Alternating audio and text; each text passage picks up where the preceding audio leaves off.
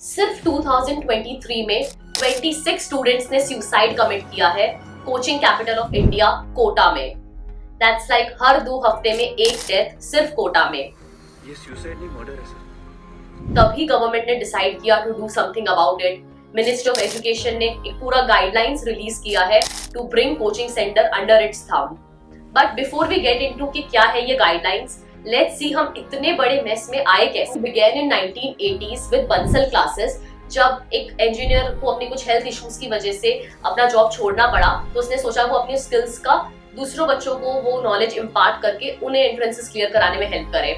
तो उसने एक अपना प्राइवेट कोचिंग अपने डाइनिंग रूम में स्टार्ट कर दिया and the result started coming really well. बच्चों के एंट्रेंसेस क्लियर होने लगे एंड देखते ही देखते 2012 तक बंसल क्लासेस एक 8 स्टोरी की मल्टी करोड़ की एक इंडस्ट्री कंपनी बन गई।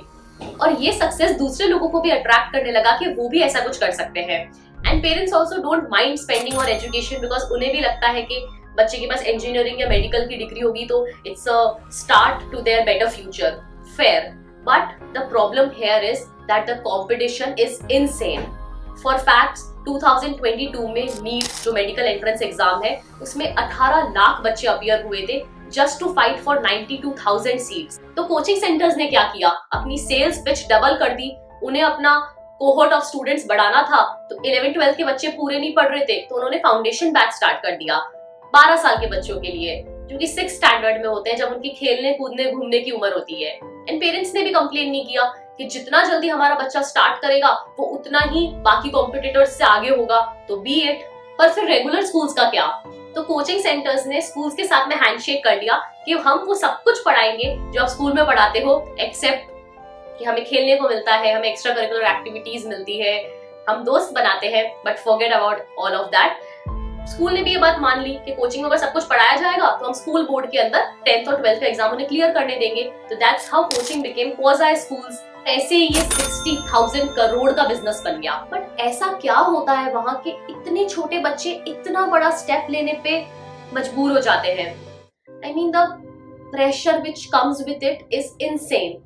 फॉर एग्जाम्पल एलन कोचिंग आपने सुना होगा, उनका हॉस्टल में एडमिशन का प्रोसेस इतना इनसेन है कि if you rank high, if you score high, you get to stay in hostel. और जैसे ही आपका टेस्ट में मार्क्स कम होंगे तो आपको हॉस्टल से बाहर निकाल देंगे।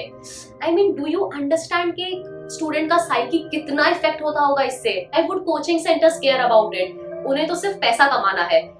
छोटे छोटे कोचिंग सेंटर्स जगह जगह उगने लगे and they didn't even care about the safety of students. Surat में एक कोचिंग सेंटर बर्न डाउन हो गया और 20 स्टूडेंट्स उसमें मर गए। उन्होंने इलीगल कंस्ट्रक्शन बना दिया, लकड़ी की सीढ़ियां, कोई फायर एक्सटिंग्विशर नहीं, और बस वो जल गया। ये सब देख के शायद गवर्नमेंट को रियलाइज हुआ कि इट्स टाइम कि it steps in.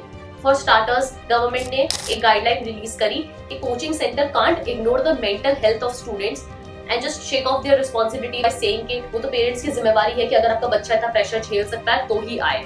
No, they have to conduct relevant workshops on mental health and to ensure that students are in the right frame of mind. Another guideline said that coaching centers 16 साल से छोटे बच्चों को enroll नहीं कर सकते, which means कि बच्चा 10th का एग्जाम क्लियर करना जरूरी है to enroll into a coaching for these entrances. अगर कोई कोचिंग ऐसा क्लेम निकालती है कि यहाँ पे रिजल्ट गारंटीड है तो it's a red flag and government will do something about it.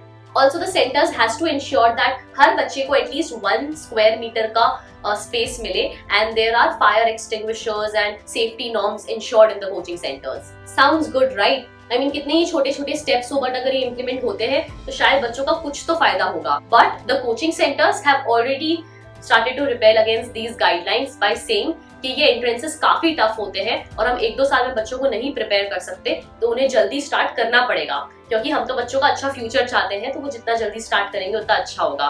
But you see कि कैसे बच्चे उनके लिए सिर्फ एक मनी मेकिंग मशीन है। Students below the age of 16 in those coaching center constitutes about 20 to 40% of the cohort. तो just imagine कि उनका कितना सारा मनी लॉस हो जाएगा अगर 16 साल के बच्चे कोचिंग सेंटर्स में होंगे ही नहीं। सो या we don't know if these guidelines will just end up like previous attempts at the same thing. जब 2015 में कोटा में इतने ज्यादा सुसाइड केसेस हुए थे तो government did step in but nothing really happened.